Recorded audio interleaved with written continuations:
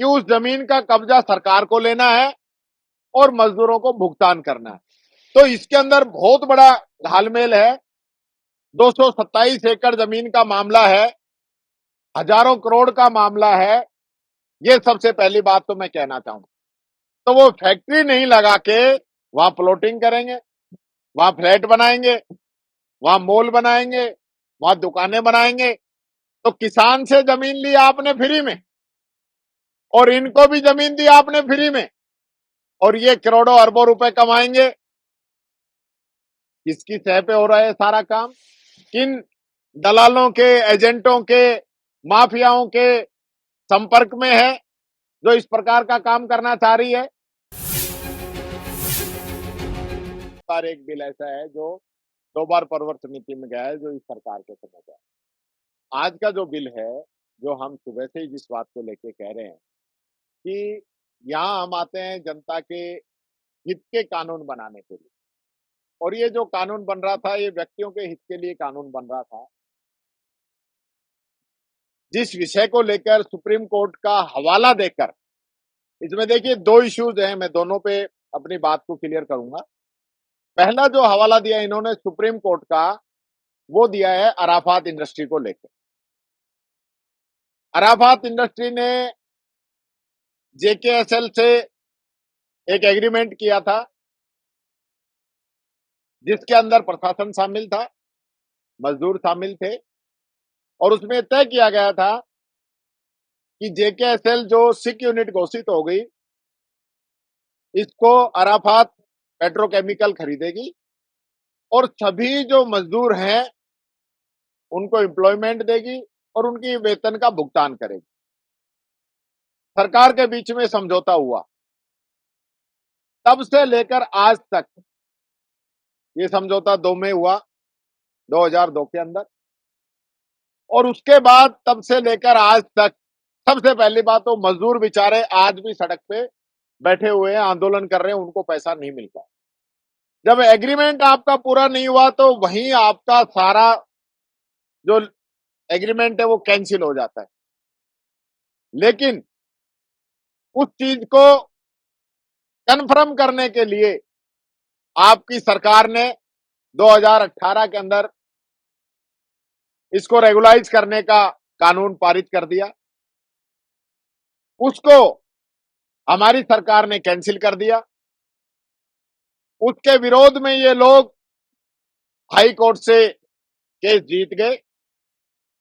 लेकिन जनहित का मामला था, इसको लेकर हम लोग, हमारी सरकार सुप्रीम कोर्ट के अंदर गई और सुप्रीम कोर्ट से राजस्थान सरकार ये केस जीत गई। केस जीतने के बाद में 2 बातें सामने आती हैं कि उस जमीन का कब्जा सरकार को लेना है और मजदूरों को भुगतान करना है। सबसे पहले तो मैं ये कहना चाहूंगा, सरकार से सवाल पूछना चाहूंगा कि आप अराफात केमिकल से ये कब्जा कब तक ले लेंगे?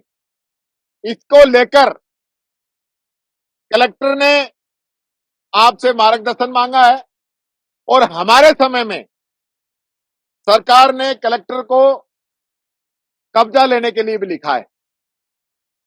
तो इसके अंदर बहुत बड़ा घालमेल है।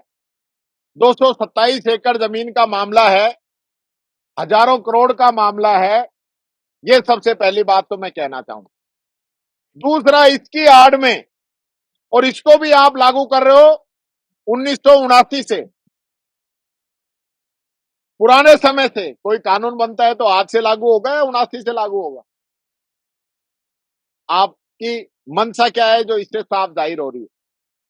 और आप यहीं तक नहीं रुके, आप साथ साथ ये कानून ले आए कि रिको जो है अब लैंड यूज चेंज कर सकेगी। यानी कि मोटे शब्दों में आप अगर इसको समझें तो रिको के जो इंडस्ट्रियल एरिया रिको ने पहले जो दिए हैं, उसमें जिन लोगों ने कंपनी लगाई थी, अब चूंकि उस समय तो वो जमीन इनको किसी को 1 रुपए में, किसी को 100 रुपए में, किसी को बहुत ही नॉमिनल रेट पे वो जमीन मिली है, और आज उस जमीन की कीमत हो गई ज्यादा। तो वो फैक्ट्री नहीं लगा के वहां प्लॉटिंग करेंगे, वहां फ्लैट बनाएंगे, वहां मॉल बनाएंगे, वहां दुकानें बनाएंगे। तो किसान से जमीन ली आपने फ्री में और इनको भी जमीन दी आपने फ्री में, और ये करोड़ों अरबों रुपए कमाएंगे। किसकी सह पे हो रहा है सारा काम? किसकी मिली भगत है? ये सरकार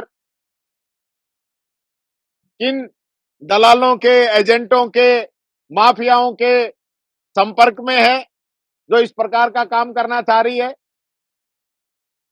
यानी मैं देख रहा था कि संसदीय मंत्री जब सदस्य बोलने लगे उसके बाद इस बिल को पढ़ने में लगे हैं, और फिर भी इनको इतनी सी सद्बुद्धि आई है कि इस बिल को प्रवर समिति में भेजा है, जबकि इसको जनमत जानने के लिए भेजना चाहिए और इसको वापस लेना चाहिए। ये बात मैं कहना चाहूंगा।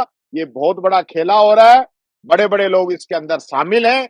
ऐसा बिल राजस्थान के इतिहास में काला अध्याय हो जाता अगर ये पास हो जाता। तो आज हम लोगों ने इसका पुरजोर विरोध किया है, और हम लोगों ने नहीं, सत्ता पक्ष के भी कई लोगों ने इस बिल का विरोध किया।